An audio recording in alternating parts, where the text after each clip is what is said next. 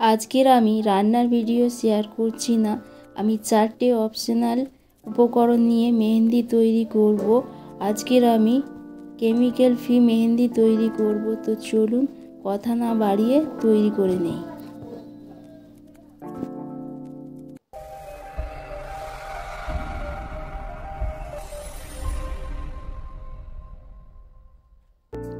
আজকের আপনাদের সাথে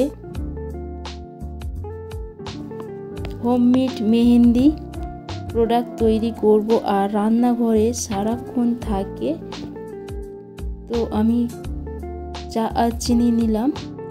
বাজারে থেকে কিনে তো অনেক সময় চুলকানি বা অন্য কোনো সমস্যা হয়ে থাকে, তো আমরা ঘরে তৈরি করে ব্যবহার করতে পারি। আমি এখানে 4 টেবিল চামচ চা দিয়ে দিচ্ছি। আর আমরা বাসাতে খুব সহজে তৈরি করতে পারি। এবার আমি চিনিও 4 টেবিল দিচ্ছি। দেখাবো খুব সহজে মেহেন্দি। এরপর যে কোনো দোকানে রেড ব্রাউন মেহেন্দি পাওয়া যাচ্ছে অ্যাভেলেবেল, আমরা সহজে তৈরি করে নিতে পারি।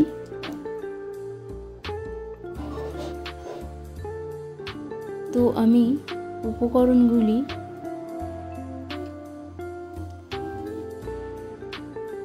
মিশিয়ে নেওয়ার পর একটা ফ্রাই প্যান বসিয়ে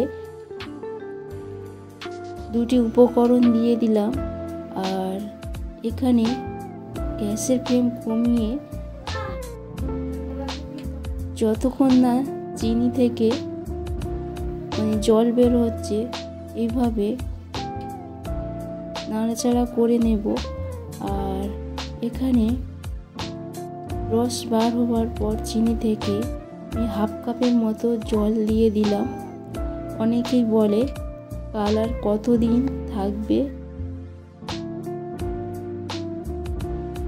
এগুলি আদৌ কি সঠিক কিংবা ফ্যাক্ট। যে কোনো জিনিস বিশ্বাস করতে হলে নিজেকে ট্রাই করতে হবে। আর এই মেহেন্দি চা, চিনি, ময়দা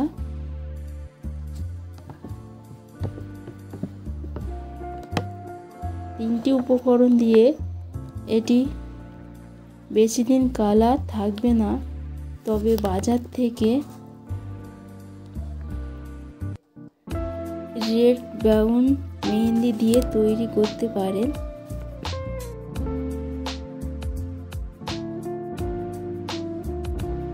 এবারে আমি মেহেন্দিটা একটা কাপের মধ্যে ছাঁকুনি দিয়ে ছেঁকে নিচ্ছি আর চামচ দিয়ে চেপে চেপে রসটা আমি বার করিয়ে নিচ্ছি।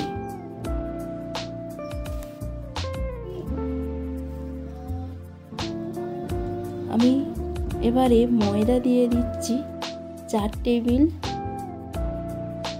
চামচ আমি ময়দা দিয়ে দিচ্ছি। অপশনাল, খুবই সহজভাবে। আর এখানে আমি আগে থেকে যে তৈরি করে রেখেছিলাম মেহেন্দিটা অল্প অল্প করে দিয়ে তৈরি করে নিচ্ছি। কালারটা খুব সুন্দর এসেছে। আর খুব সহজভাবে তোমাদের দেখিয়ে দিলাম। আর এর মধ্যে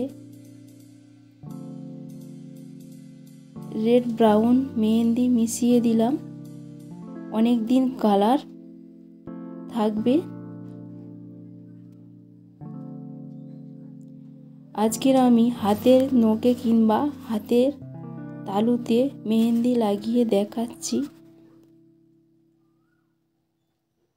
কালারটা খুব সুন্দর এসেছে। কালারটা কত সুন্দর এসেছে, আপনাদের উচিত যদি ভালো লাগে তাহলে বাসায় তৈরি করতে পারেন। আমি বলছি আপনাদের এইভাবে বাসায় যদি বানান